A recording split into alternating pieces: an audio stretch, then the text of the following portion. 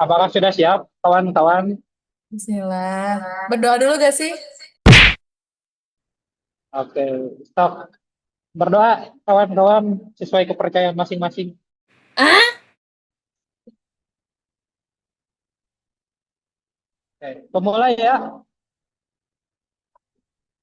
Bismillahirrahmanirrahim. Assalamualaikum warahmatullahi wabarakatuh.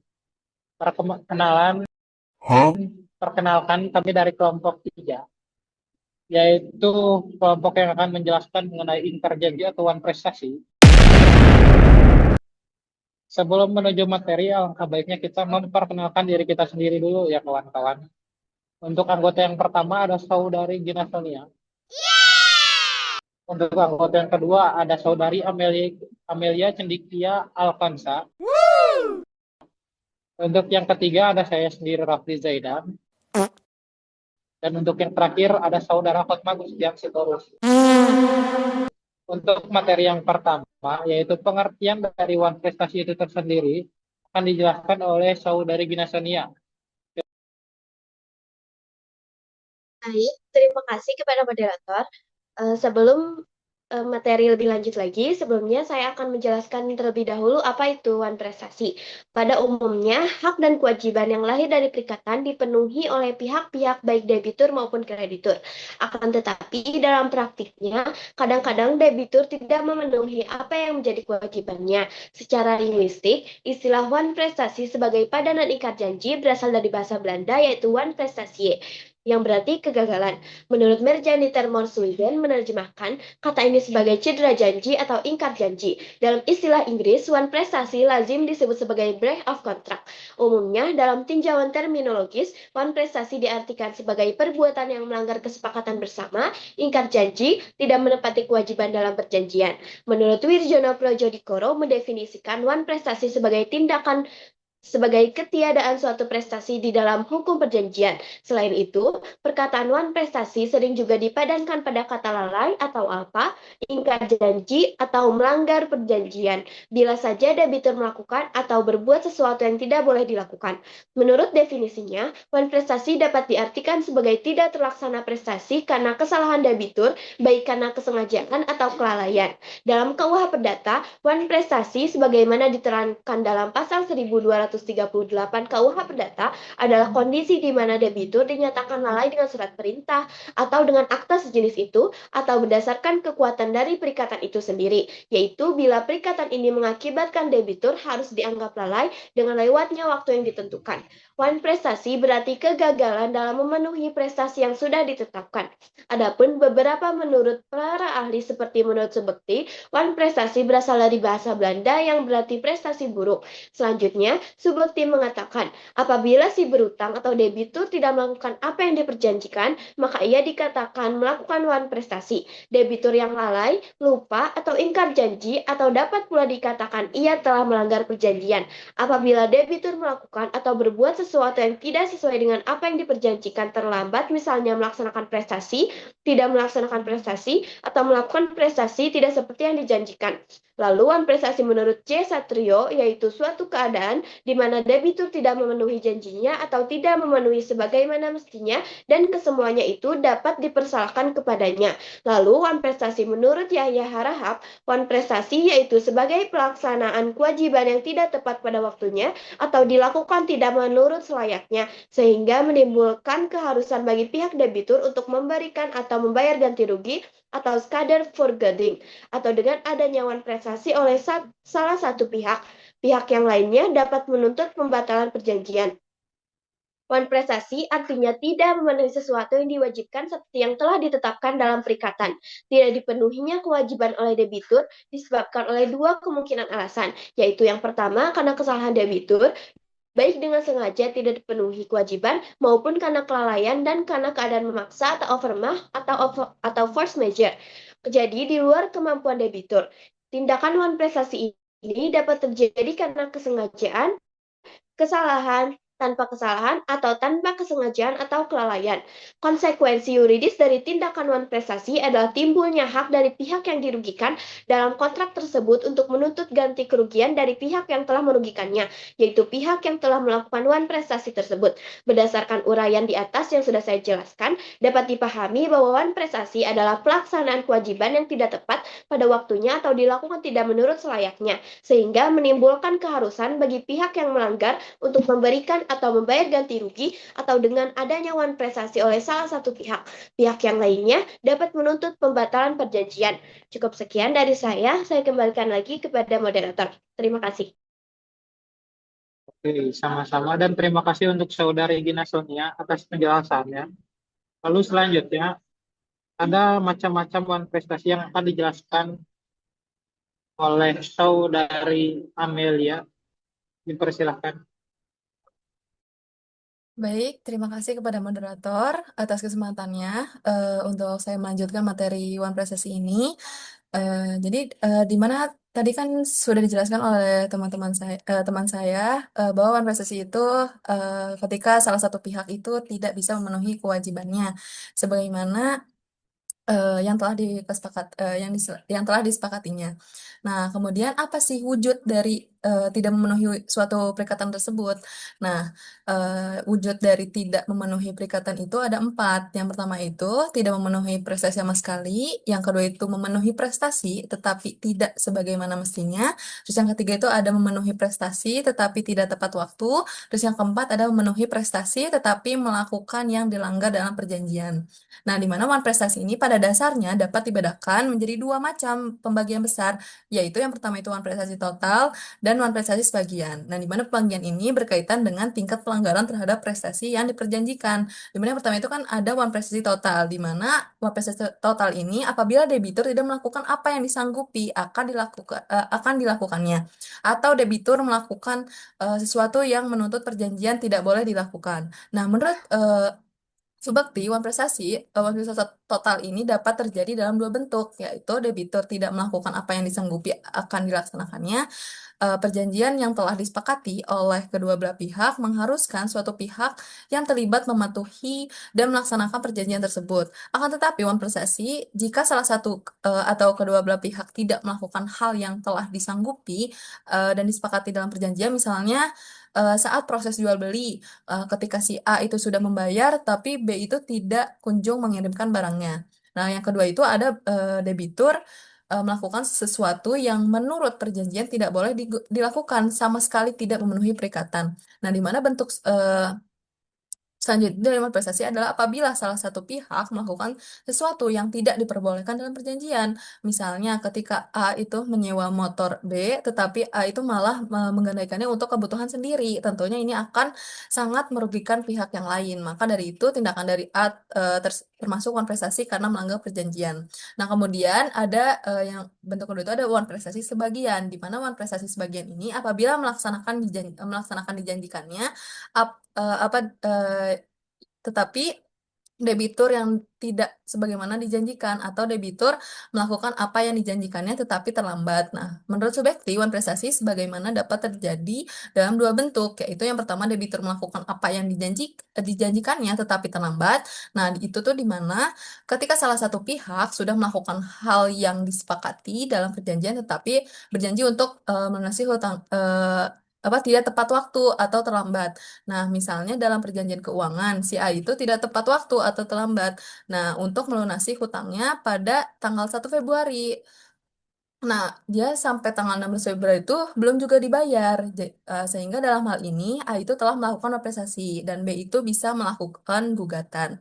Nah, kemudian kedua itu ada debitur melaksanakan apa yang dijanjikan, tapi tidak sebagaimana yang dijanjikan, keliru atau tidak pantas memenuhi perikatan. Nah, meskipun sudah melakukan sesuatu yang telah disepakati dalam perjanjian, tetapi tetap akan menjadi wan prestasi ketika hal tersebut tidak sesuai dengan perjanjian. Nah, misalnya si A dan B itu sepakat untuk melakukan jual beli sepatu berwarna putih.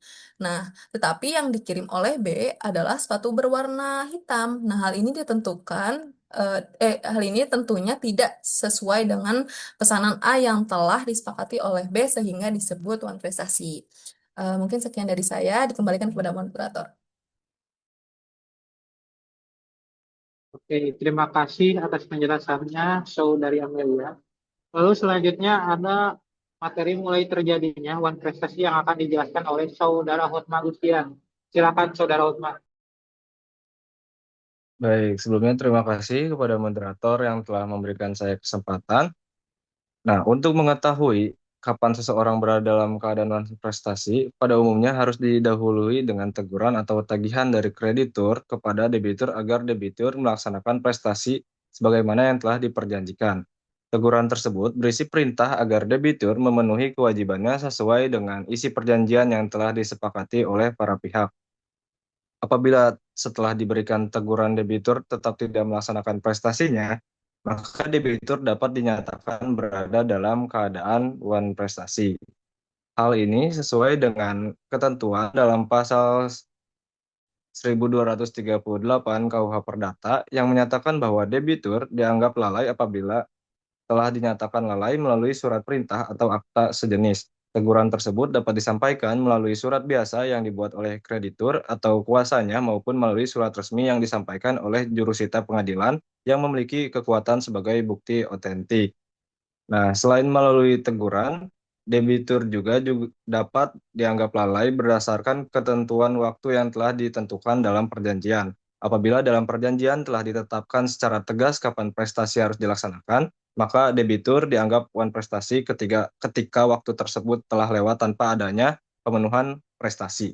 Dalam keadaan demikian, teguran tidak lagi diperlukan. Hal ini berkaitan dengan ketentuan pasal 1270 KUH Perdata yang menyatakan bahwa penetapan waktu dalam suatu perikatan pada umumnya dianggap dibuat untuk kepentingan debitur, kecuali jika dari sifat perikatan atau keadaan tertentu menunjukkan bahwa waktu tersebut dibuat untuk kepentingan debitur. Wan prestasi juga dapat terjadi apabila debitur melakukan perbuatan yang secara tegas dilarang dalam perjanjian. Dalam keadaan ini, debitur dianggap telah melanggar perjanjian sejak saat perbuatan tersebut dilakukan. Ketentuan ini ditegaskan dalam pasal 1242 KUH Perdata yang menyatakan bahwa apabila debitur melakukan sesuatu yang dilarang dalam perjanjian, maka ia wajib mengganti kerugian yang timbul akibat perbuatan tersebut tanpa perlu didahului dengan teguran.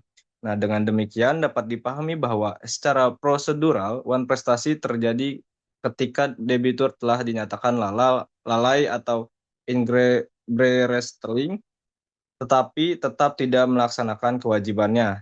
Pernyataan lalai tersebut merupakan upaya hukum dalam hukum perjanjian untuk menyatakan secara resmi bahwa debitur telah melakukan wan prestasi. Peringatan tertulis kepada debitur dapat dilakukan secara resmi maupun tidak resmi.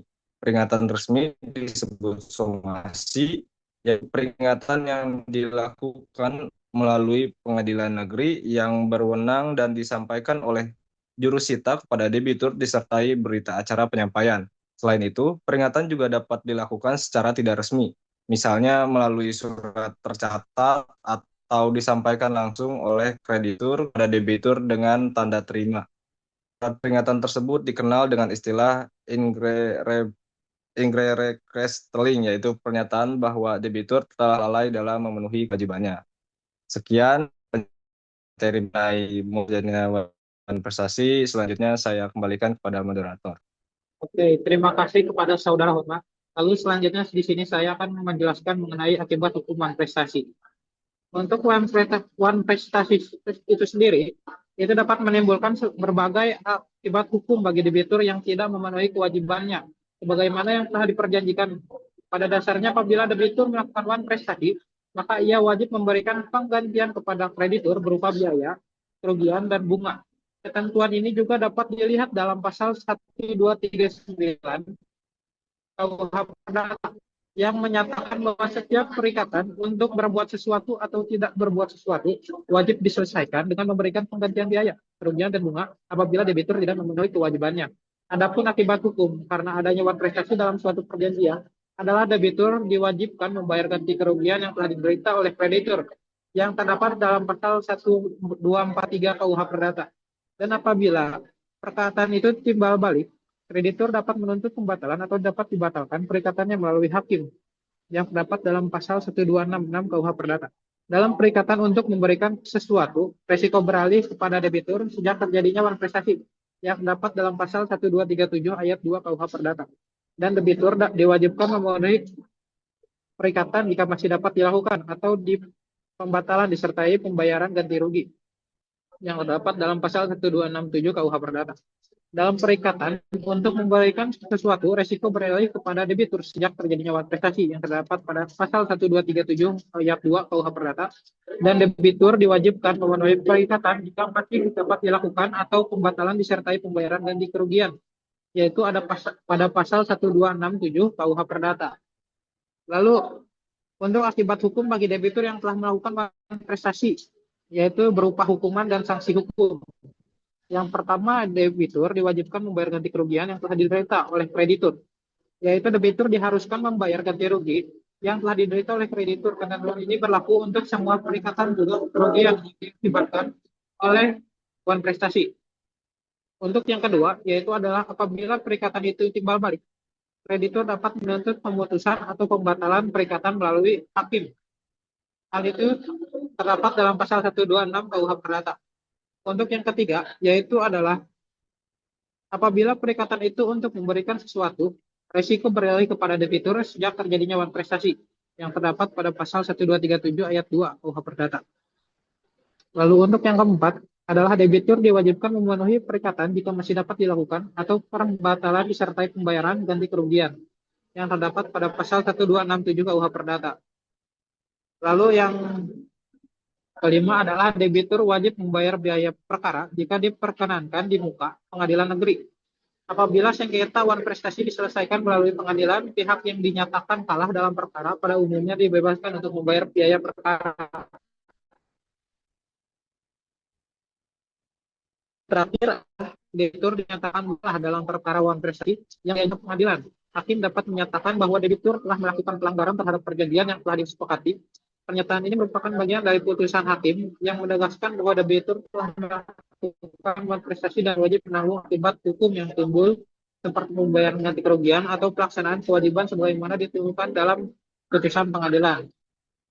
Lalu sekian dari saya untuk penjelasan mengenai akibat hukumnya. Lalu lanjut saja kepada kesimpulan. Untuk kesimpulannya sendiri, yaitu wan prestasi merupakan keadaan di mana debitur tidak memenuhi kewajiban sebagaimana yang telah diperjanjikan dengan kreditur. Wan prestasi dapat terjadi dalam beberapa bentuk, yaitu tidak melaksanakan prestasi sama sekali, dan prestasi melaksanakan prestasi tetapi tidak sesuai dengan yang dijanjikan, atau melakukan sesuatu yang dilarang dalam perjanjian. Pada umumnya, seseorang dianggap melakukan wan prestasi setelah adanya pernyataan lalai atau teguran dari kreditur sebagaimana diatur dalam pasal 1238 KUH Perdata. Kecuali apabila dalam perjanjian telah ditentukan batas waktu pelaksanaan prestasi sehingga debitur dianggap lalai dengan lewatnya waktu tersebut.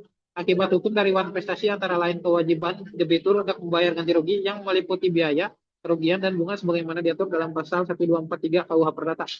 Kemungkinan pembatalan perjanjian serta kewajiban untuk tetap memenuhi perjanjian atau membayar ganti kerugian. Sekian dari saya. Terima kasih. Dan itu juga sekian dari kelompok saya ini. Wassalamualaikum warahmatullahi wabarakatuh.